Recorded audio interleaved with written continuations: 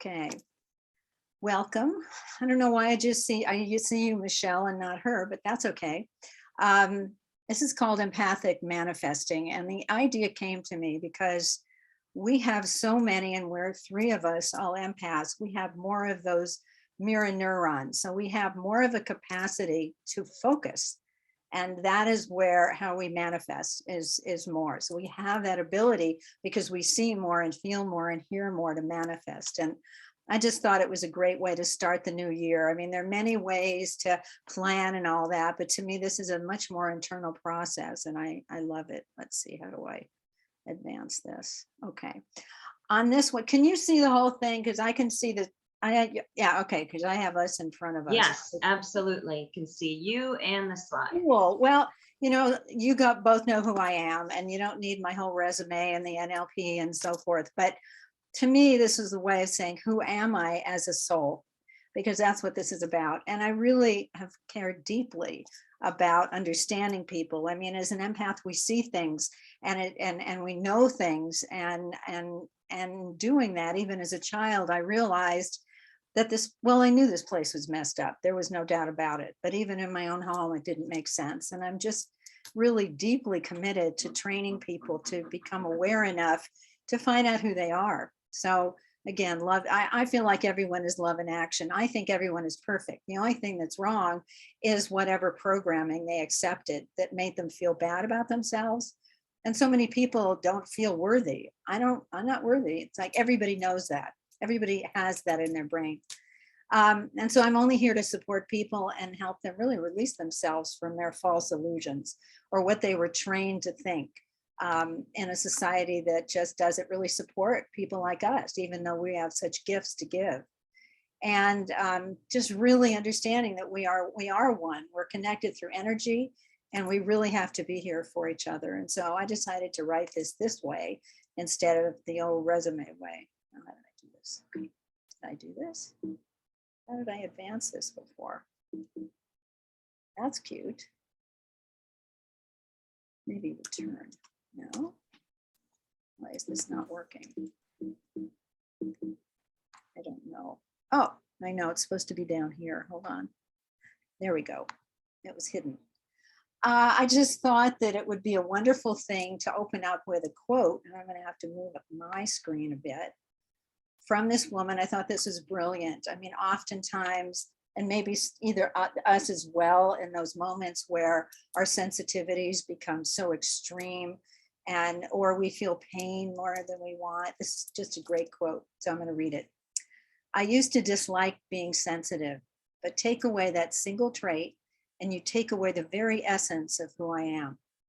You take away my conscience, my ability to empathize, my intuition, my creativity, my deep appreciation of the little things, my vivid inner life, my deep appreciation of others' pain, and my deep appreciation of it all. And I think that really does speak of what the positives about us. And that really made me happy to read this, because we don't want to not be sensitive. And so many people who don't understand this trait turn it off. They try so hard. So, so this thing. Our spirit beings who manifest in the flow, and our hearts and souls are our guides. Our heart and our love is who we are.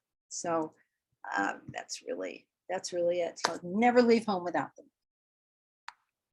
Okay, these are the 4 components of manifesting your best future. It's known that thinking, the law of attraction, and you think into manifestation. But in my mind, for people like us, and to really be connected to our soul's purpose, we have to listen to our intuition. We have to take the inspiration from outside and not follow others. So asking, what does my soul want? What do I want? Is this in alignment with me and the other things in my life? And then thinking that has no bounds, thinking that isn't dependent on other people, but thinking that comes directly from who you really are, which can be challenging when you're out in the world and you're trying to be successful. And then not only thinking, because people talk about vision boards, and I was working on one yesterday, but it's feelings. If you're thinking, I want to be successful, but you're feeling fear inside, you're going to negate it. You have to line up your thinking and your feelings to support any kind of a miracle. And then taking action. Without action, nothing is ever going to happen, and it needs to be inspired. So there's really the 4 components of how you manifest from your soul. Okay, first one, inspiration, intuition. It really is our energy. I mean, we with that energy within us, that soul goes away.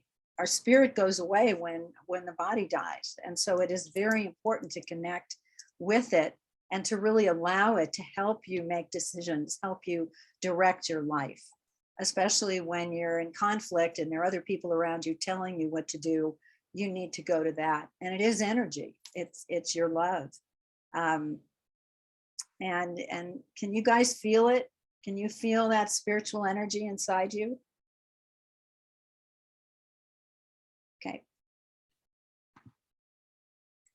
And thinking, thinking again, it's the magical projector. We all know that. I took the NLP training, and of course it was clearing the thoughts out that didn't work for you. But without the mind, which is connected to the universal mind, there's nothing we can do. We can't. We have to be able to express our feelings and our thinking and be able to put them out into the world through the next part of it. Yeah, what you have in your mind creates your reality. We know that the thoughts create things. And so that's one of the components that has to be clear. You have to clear off the screen so that you're not doing something that's really against who you are. And often when we're young, we go along with the crowd, and then it doesn't work out, or we go into relationships that don't work because we're not allowing that part of us, that spirit, to move through our thinking. And feel free to ask questions, that's fine.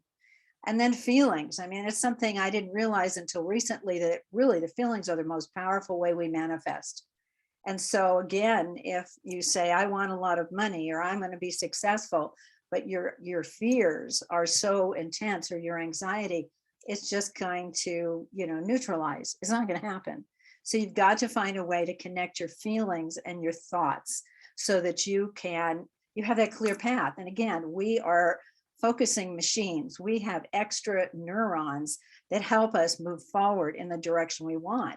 But if we fragment them by believing or listening to feelings that have been with us for a long time, or what our parents taught us, or whatever, or even those times when, sometimes spirit will give you the weirdest things to do and you don't go with them because it doesn't fit, even though that really would be an amazing path. So you really have to check. I created this program in Silicon Valley called Cosmopolitan Thinking, and I created kind of a graph, and between feelings and actualization or actions, there's, I called it trouble at the border. And that's when those voices come up to stop you from doing. You've got to really be clear about what you want and be able to deal with those feelings and know that they are not the truth, because all of this stuff is stuck in our subconscious minds. And actions, and they're the results of thoughts and feelings that create your results. So you really have to pay attention again to the fear that might come up, the judgment, I'm not good enough, whatever else. And so therefore, that alone can stop you. I mean, it stopped me many, many times. So those are the components of it. But what we're going to do now is we're going to go inside. We're going to go inside to your deepest place and see and have you talk to those parts of you about whatever you want. Pick an issue. So that's the next. So I'm going to read this, and this is kind of the beginning. And you can close your eyes if you want for this. I will let my mind expand into infinity today. I trust my heart and soul to know exactly what the next chapter will be to fulfill, thrill me, and increase my capacity to love myself and others. My spirit wants only abundance and prosperity for me. I close my outer eye and open to the vastness of my inner knowing and guidance as my heart leads me to my truest answers now. May all my thoughts, feelings, and actions reflect the love and service my heart wants me to know. Let me bring forth the truth forward into manifestation now. Just kind of hang there for a minute. Take a few breaths. Just really allow that to be the truth for you, because that'll help this experience. And when you're ready, and I can't see you, Tanya, but whenever you're ready, let me know. You know what? She's not on the call. Wow. No, she is. Okay. Okay. When you open your eyes, we're going to go through this magic looking glass. And Michelle, this might be something that you're familiar with. I didn't use the mirror because it was weird. But what you're going to do is you're going to walk through the looking glass and cross the magical border into the home of your soul. And you can close your eyes again if you'd like. Close your eyes or take a soft focus. And go to that place where you feel extraordinarily loved and safe. What does it look like? What does it feel like around you? Move about, but stay there long enough to experience your connection to your heart and soul. Are there any other beings with you there? What are they telling you about your dreams, visions, and next steps? So you can go in and you can ask questions about whatever comes to your heart about what is next for you. Are there symbols, colors, and teachings to experience? And know and intend to bring back all of what you've experienced. So I'm just going to let you play in your world, meet up with who you need to meet up with, and enjoy connecting to your heart and soul. And I'll just be quiet.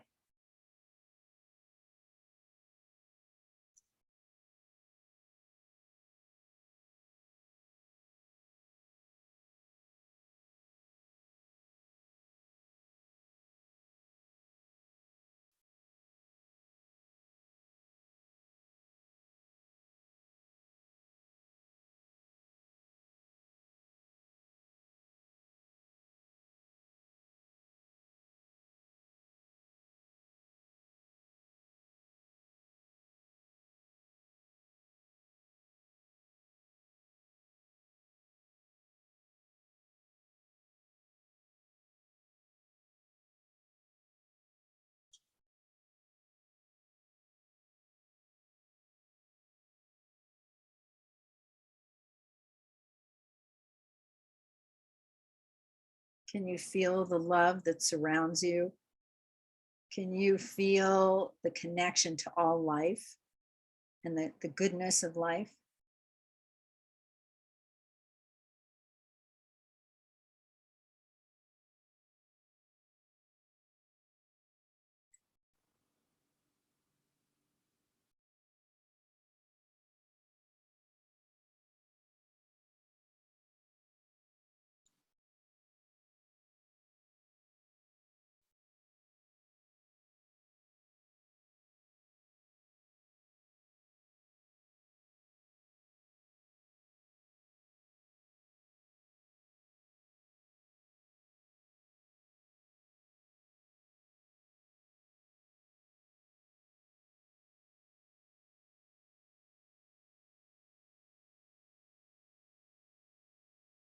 Let yourself change the scene if you feel like it. You're in the magical place where anything is possible.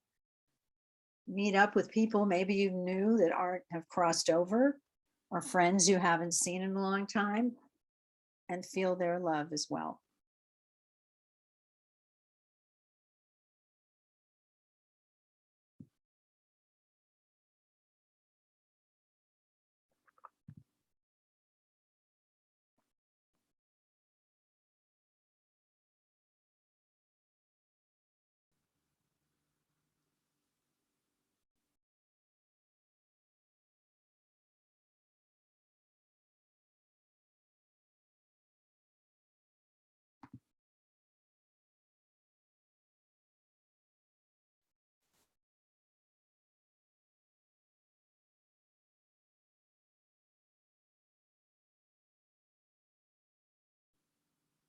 Are you learning things that you never knew about what you wanted?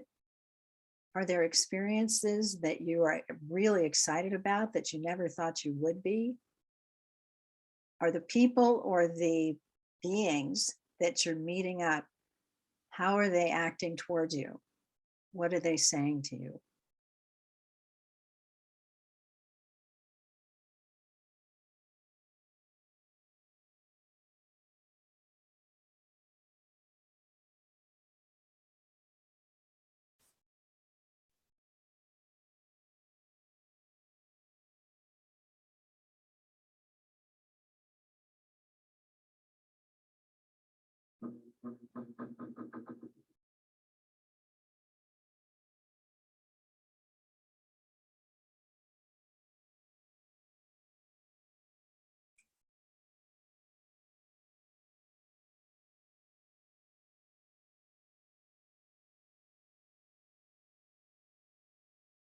Can you feel the extension of a spirit to you, that you are made up of clouds and stars and beautiful energy no matter what you're going through?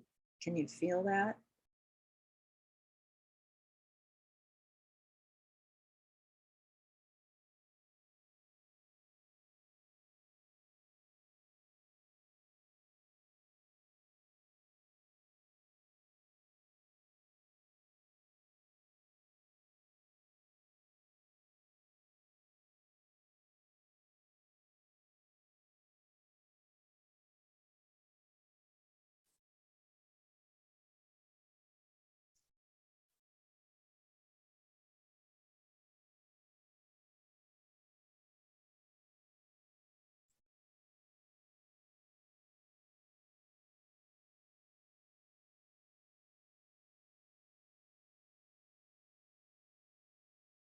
Does the world of your heart and soul feel different than the world that we come out to when we open our eyes?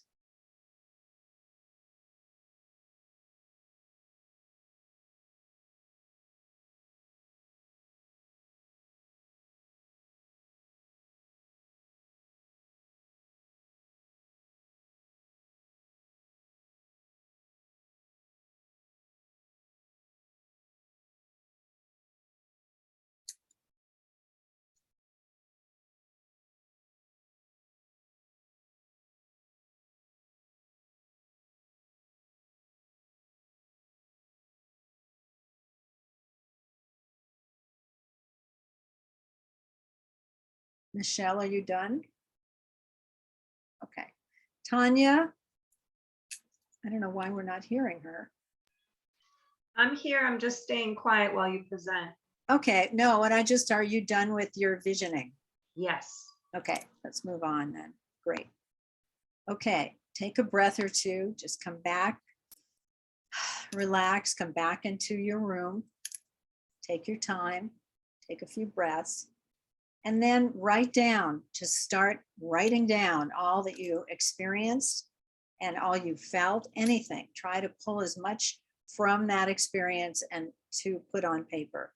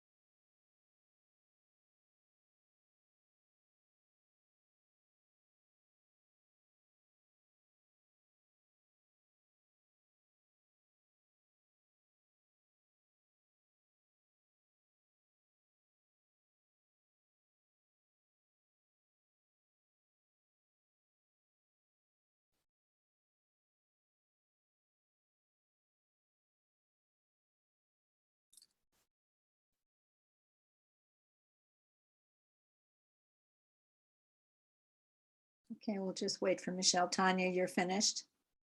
Okay. Okay, well, let's move on. Who would like to share what you experienced? Let's see if I'm here. Yeah, let me go back. Who would like to share what happened in this experience for you? I don't mind sharing. Okay. Yeah, I can keep writing forever, so you'll just have to tell me when to stop. Well, it was interesting. In just that little bit of time, so I was able to drop in pretty fast, and I had 4 different places I was. The first, I was in a meadow as a child, and I had a dog, and the sun was shining, and I didn't have a lot of worries, and it was just really safe and laying in the grass and just nice. And then I flashed to something like a log cabin, and there was lots of people around. They were laughing, and there was a roaring fire, and there was lots of food, but I felt comfortable, but I felt like I wanted to get out of there. And then I flashed to a library where I was alone again, and there was tall walls that were green and just filled with lots of books, and I was looking through for something. And then I flashed to being somewhere with some spirits of some sort, and they were asking me if I had any questions.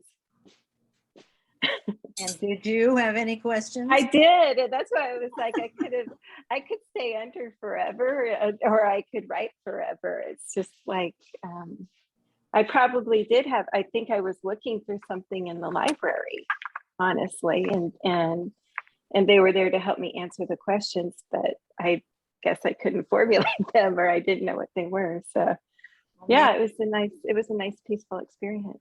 Well, maybe it'll come up in dreams. I mean, that's the thing. This is just an opening and a very short experience, and anything can show up, and maybe that'll, or you'll be walking across the street and something will trigger whatever that was you would have heard. Well, I did. There was a lot of green somehow that showed up in almost all of those. I remember the color green. So how would you interpret that color? How do you? Trees, being outside. I mean, my analytical mind knows that that's the heart chakra, and there's other symbolism to it, but I think trees is the first thing I think of. Did you have any feeling? I mean, I know you weren't safe when you were in the log cabin, but did you feel safe in these other locations? I felt safe in the log cabin. I just felt antsy, like I was ready to get out of there. Little empath reaction to too many people. That sounds about right. That sounds about right. Well, great. Okay. Well, I just let yourself, maybe before you go to sleep, kind of let this bubble up in your mind and ask that maybe you be given more answers as to what it meant. It's the mind, and the connection to spirit is so vast that, I couldn't tell you what to do, but I think it's important if you've had this experience to allow yourself to grow it and to take you somewhere, wherever that would be, to give you answers, and even asking questions before you go to sleep. What were those things in the library? What was the book that I was looking for? What kind of answers did I need from them?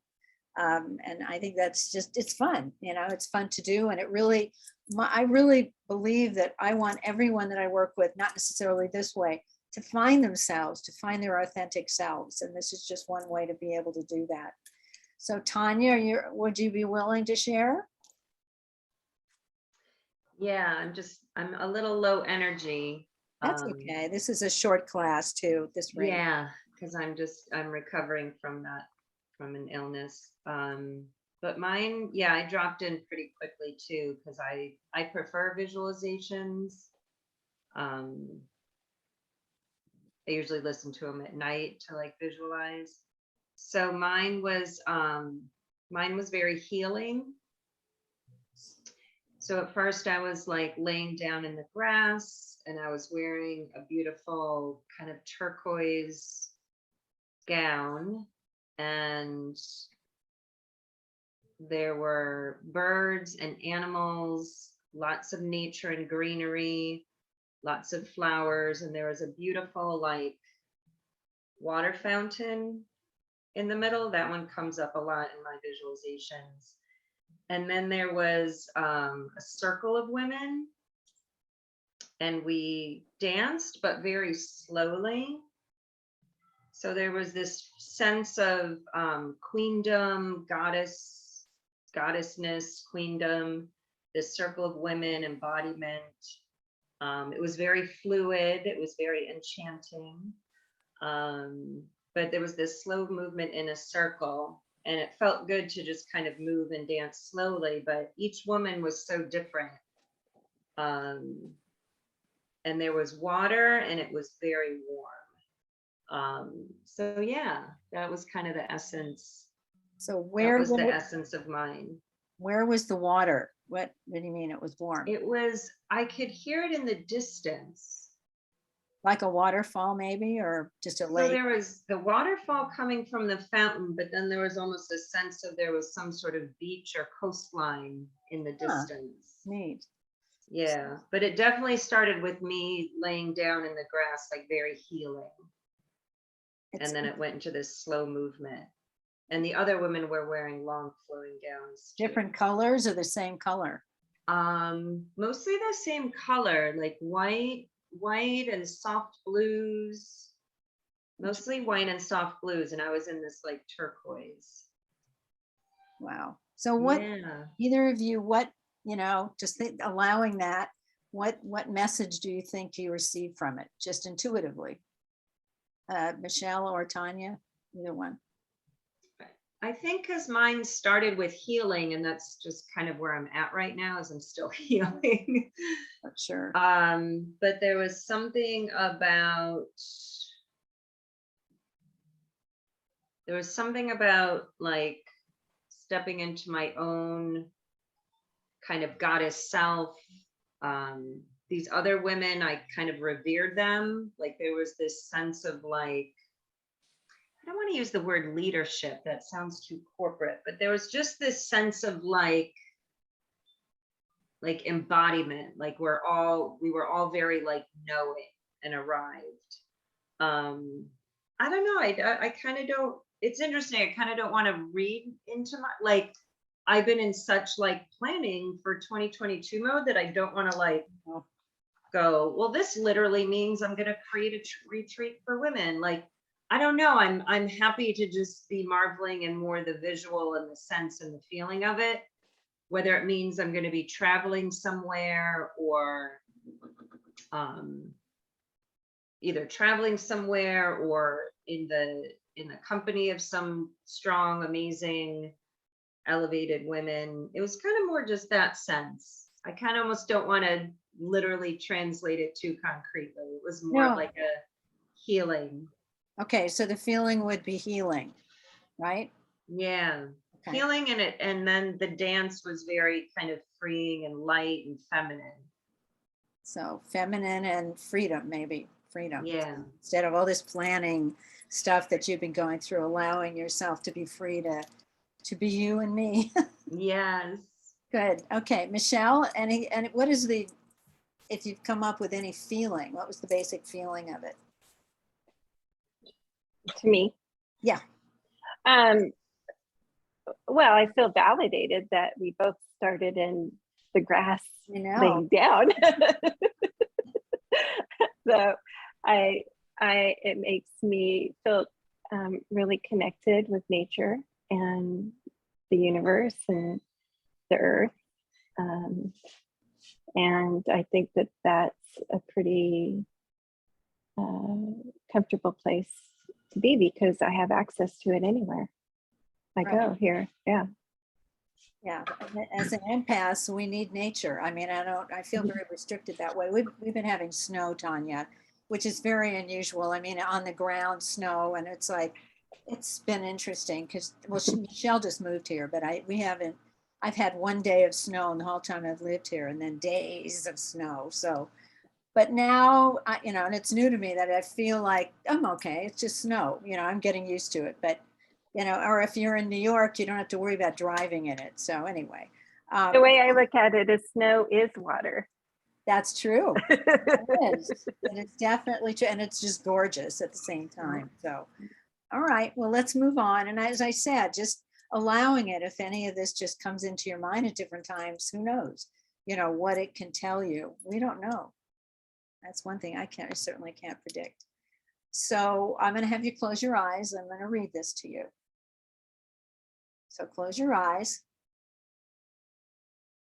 And I want to say congratulations. You've connected to your spirit, heart, and soul. Close your eyes and feel your experience flow into your heart. Visualize whatever you saw, heard, or felt going into that heart. Just take it in and hold on to it. And then breathe slowly from your heart. Just visualize breathing from your heart and bringing it into your body, into all the cells of your body, and let it inform whatever you need to thrive. Take the time to be grateful for what you've received, even if it really didn't make any sense. And let this session integrate into your heart and give your intuition support when you need it. The more, in my opinion, the more you practice this sort of thing, the more you start to learn to trust your intuition. And that is not necessarily easy in a world where we're very mental. You have the full power of spirit behind your quest for happiness. Just know this. Stay aware of inner and outer resistance. Is it fear or inner guidance? That's one of the hardest things to determine sometimes.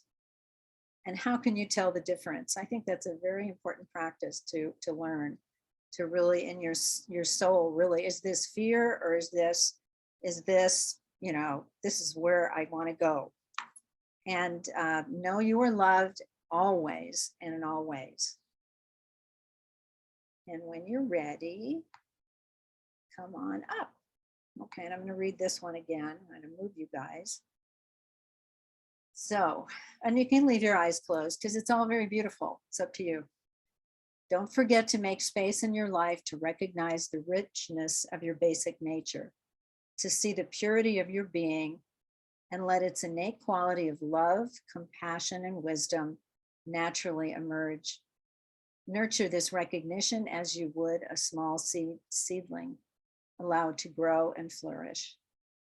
And that comes from, now one of you guys down here. Oh, well, this is interesting. But don't forget to honor the wisdom of your heart and soul. Your sensitivity is really your true identity. As sensitives, we really are, this is who we are. And eventually, the tough stuff is when we're in a society that doesn't understand us, but this is who we are. We are here to bring love and healing to this world. And just to bring that in, I'm going to be doing some new classes in January. I dropped the one, Tanya, that was about, are you an empath? It was too much. I don't know. I always take on too much, but we'll really talk about, not necessarily in this way, empowerment, love, finance, livelihood, and health. And we'll talk about issues that we have around that and how to go to our intuition and go to our sensitivity to help us figure out, is this right or is this wrong? And really try to bring together and integrate the different parts of our lives. So, and then I said, to sign up for one or more sessions. If you do that now, you'll receive a bonus called Getting Back in the Saddle. And it's just a little process to help you get back on the horse when you're in conflict, which can be really challenging. It's like, that confusion is really it's hard. And then that's it. Go forth and prosper. So I'm going to stop sharing. And anybody have any thoughts or ideas? And thank you for that heart. Thank you, Tanya. Anybody, how did this go for you? I know it was shorter, but you never know. I never know. Any comments? Are you open for discussion about one of the challenges that I have? Totally, because I hear this.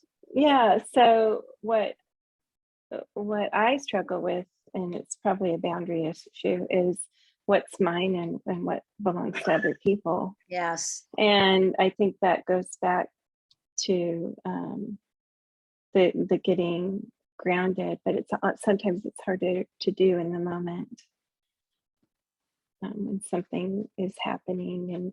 And the awareness is the first step, and you have to be aware when you're in your 50s and you've had a certain way of observing the world your whole life, then the awareness takes a while because you're not sure. Sometimes I have to look and say, is this mine? Is this somebody else's? Or is there something going on in the earth?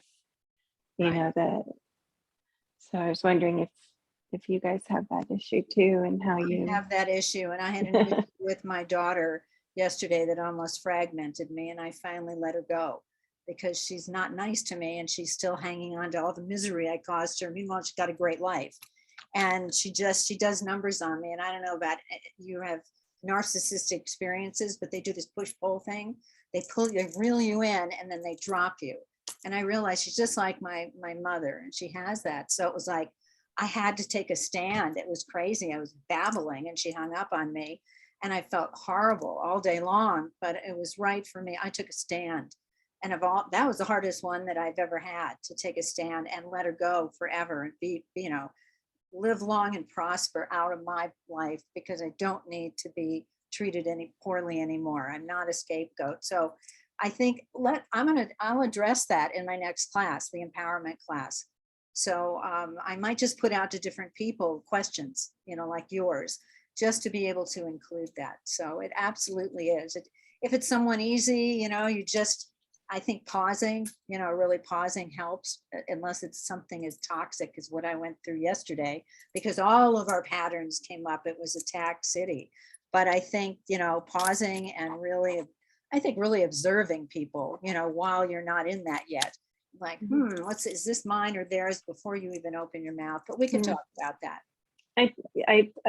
It came up recently when we were getting our COVID shots, and I got mine before my husband did, and then he got his a while later, and I got sick when he got his because I was so worried about him. So it was almost like I created that. I don't know if it was hormones or adrenals or no, it's called cortisol. Being an empath who loves someone who is having health challenges, and that you are the caretaker. And it's just a matter of learning to, and I think it's all awareness. We all know it's awareness. It's consciousness. Oh, I'm starting to feel really bad here. Matt's going through this, and then going, no. I serve him better with boundaries. And so I don't have to take this on physically, because he wouldn't want you to. He wouldn't want you to hurt and feel bad.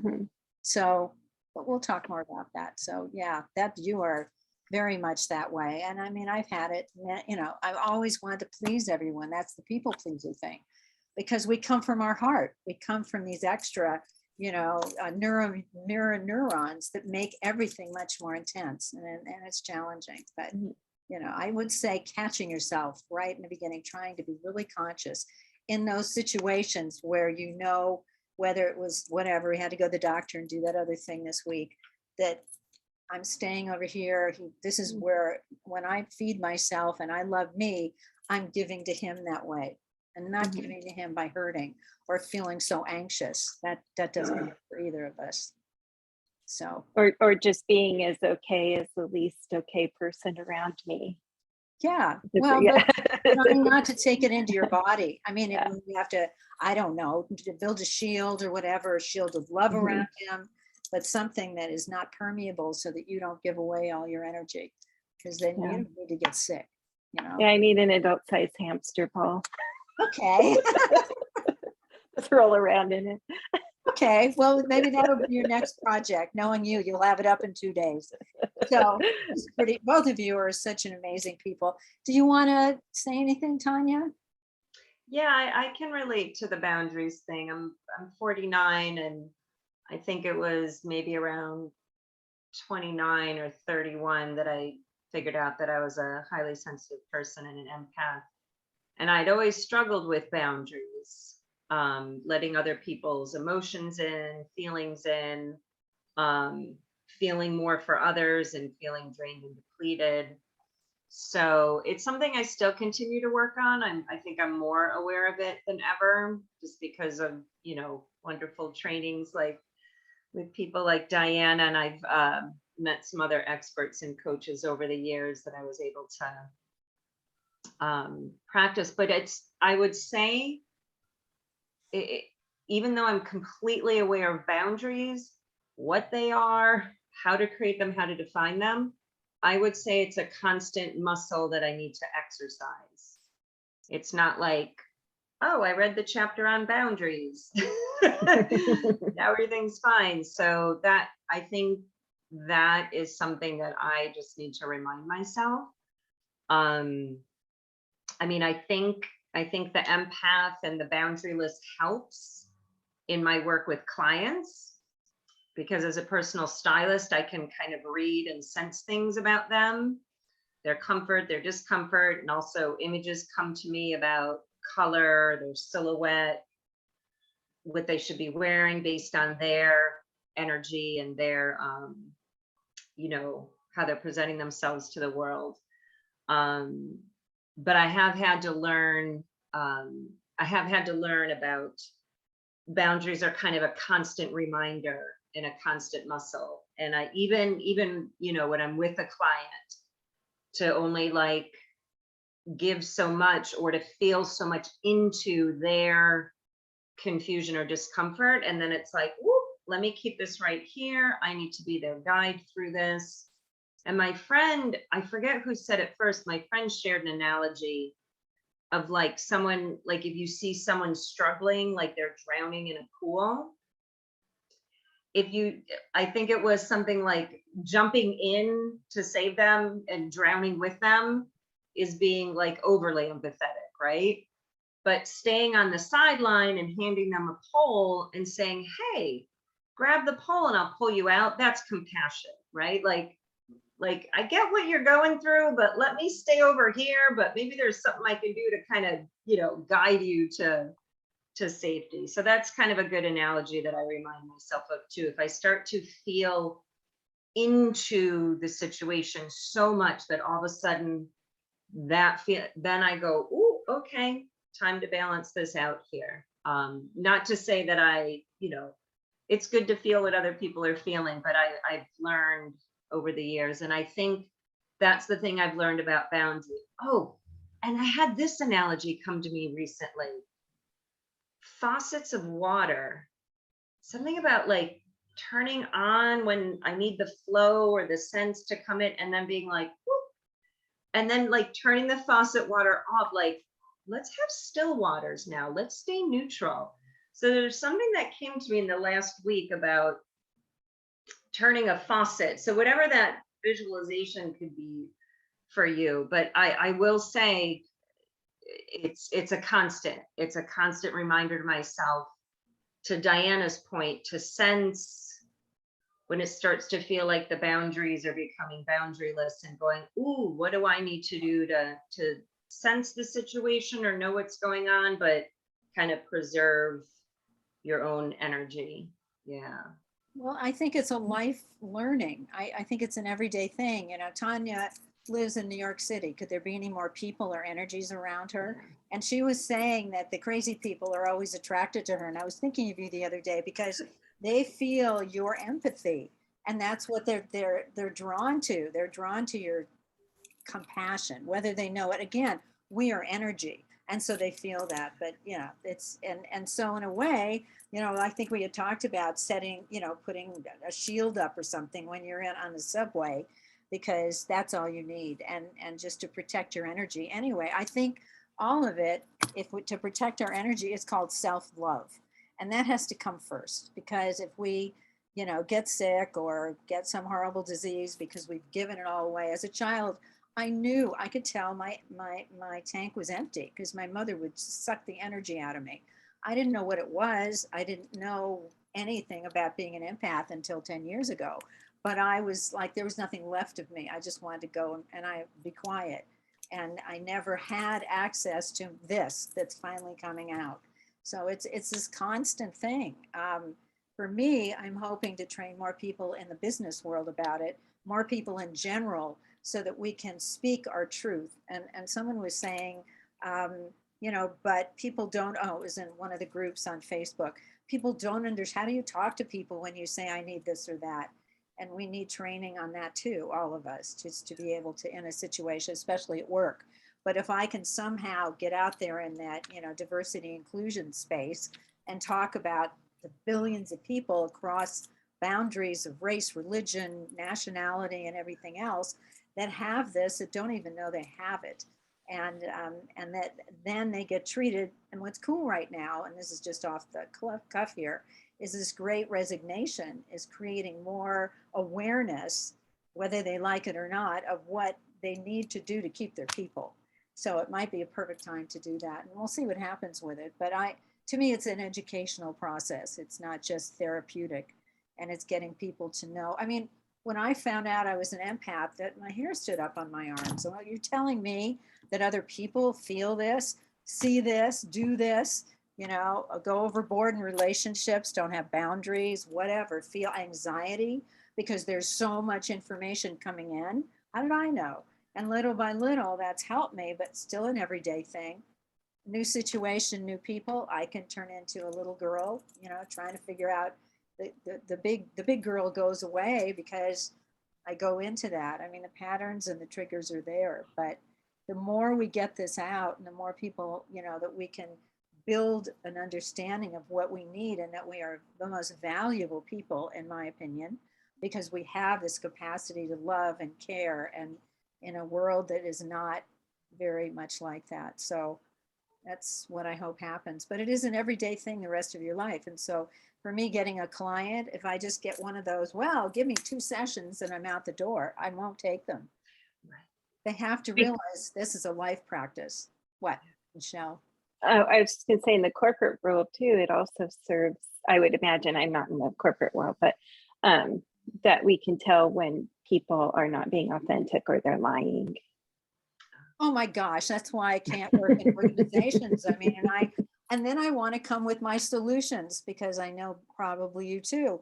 We're quick on seeing issues. We see problems and they're not necessarily even that big, but we can't, when we're in a corporate setting, we can't share them unless we're a consultant, which is what I tried to do, or at the top. Even at that, for women at the top, they still have to deal with trying to get through men. So yeah, it's a big challenge. So the more this is spread out in the media and everywhere else, and people go, oh my God, is that, and I know some people that have sister that committed suicide because she had so much. I mean, there's addiction, there's all this anxiety, and she couldn't handle her feelings. They overwhelmed her. I'm actually someone here too that shot themselves, this beautiful girl, because it hurt, because she didn't know how to manage her brain, and we need to learn how to manage it. We need to learn how to communicate it to people so that they respect us and give us space to be who we are. So, well, thank you, Diana. Thank you. Did you guys enjoy it? I mean, this is a whole new thing for me. Did it help? Do you think it should have been longer, shorter, or anything, or a different way of getting you into your zone, or was that okay? What came up for me is I immediately thought how great this would be as like in a regular support group type monthly gathering, and not just a one-time deal where people come together on a regular basis, because I think for some people it's easier to open up when they know a core group. That's what I hope to do. That's one of my things, but trying to get enough people to even know about me right now. I want an ongoing group, and I want this ongoing group to take on projects in the community, learn how to deal with people, learn how to serve. And then they have this, we long to have a safe group of people to be with, just to be able to be understood. And that's hopefully sooner than later, but I need enough people that know about me. That's the first thing. So. Anything, Tanya? You have any parting comments?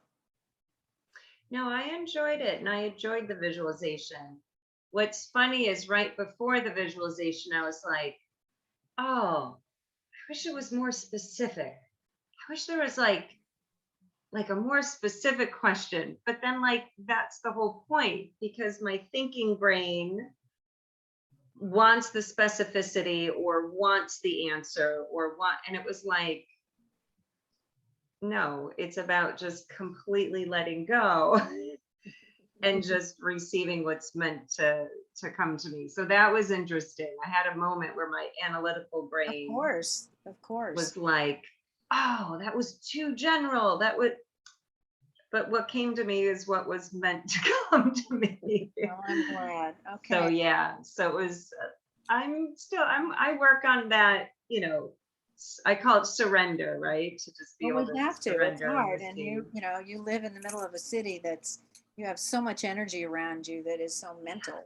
And there's so much going on. It's, we're a little bit different space, Michelle and I. There's more room to think and all of that here. So, kudos that you're even moving forward to knowing that about yourself. So I'm going to stop the